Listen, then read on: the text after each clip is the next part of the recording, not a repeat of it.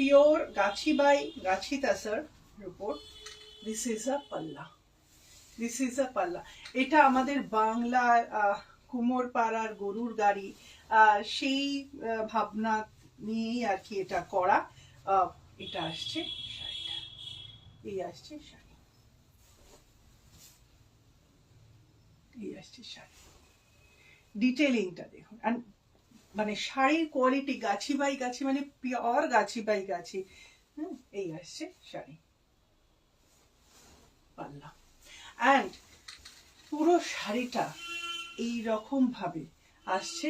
এখানটা আপার ইয়ক পার্টটা এইভাবে আসছে লোটাস মোটিভে, এরকম। এটা আপার ইয়ক পার্ট।